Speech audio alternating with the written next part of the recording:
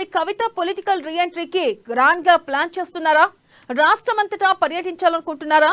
ఆమె ఎదురు చూస్తున్న అవకాశం ఇప్పుడు రానే వస్తుందా? అతి త్వరలోనే ఆమె యాక్టివ్ గా తిరగబోతున్నారా? కవిత రీఎంట్రీ విషయంలో జరుగుతున్న ప్రచారం ఏంటి? అందులో నిజమెంత? కవిత రాజకీయ రీఎంట్రీకి ముహూర్తం ఎప్పుడు ఫిక్స్ అయింది?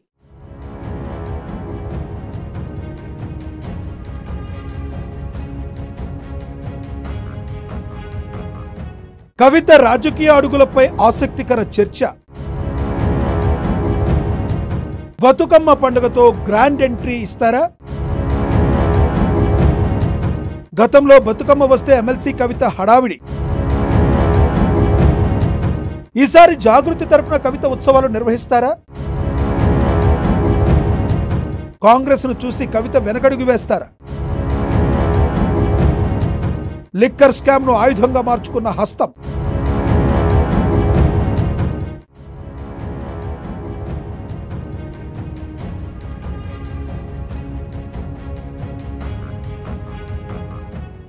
తెలంగాణ సంస్కృతికి అద్దం పట్టే బతుకమ్మ ఉత్సవాలు మరికొద్ది రోజుల్లో ప్రారంభం కానున్నాయి. బతుకమ్మ పండుగ మొదలవుతుందంటే చాలు ఎమ్మెల్సీ కవిత హడావిడి మొదలు పెట్టేవారు. ప్రతిసారి తెలంగాణ వ్యాప్తంగా జాగృతి తరపున ఉత్సవాలు చేస్తూ ఉండేవారు. నవరాష్ట్రం సిద్ధించాక అధికారంలోకి వచ్చిన బీఆర్ఎస్ ప్రభుత్వం ప్రత్యేక నిధులు కూడా జారీ చేసేది.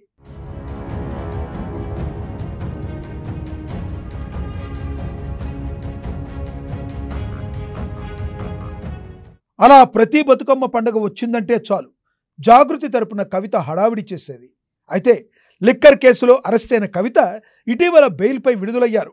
ఓ 10 రోజులు రెస్ట్ తీసుకున్న తర్వాత ప్రజల్లోకి వస్తారని మొదట కవిత టీం ప్రకటించింది. కానీ ఆ తర్వాత ఎలాంటి ప్రకటన రాలేదు. ఎమ్మెల్సీగా ఉన్న కవిత రాజకీయాలకు దూరంగా ఉంటారా, బ్రేక్ తర్వాత వస్తారా అనేది స్పష్టత లేదు.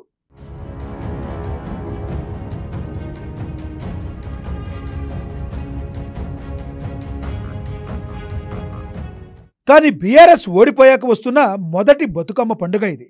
గతంలో బతుకమ్మ పండుగ అంటే కవిత, కవిత అంటే బతుకమ్మ పండుగ అన్నంతగా ప్రచారం చేసుకున్నారు. మరి ఇప్పుడు కూడా అలాగే ఉంటుందా? పార్టీ తరపున లేదా జాగృతి తరపున కవిత ఉత్సవాలు నిర్వహిస్తారా అన్న చర్చ ప్రారంభమైంది.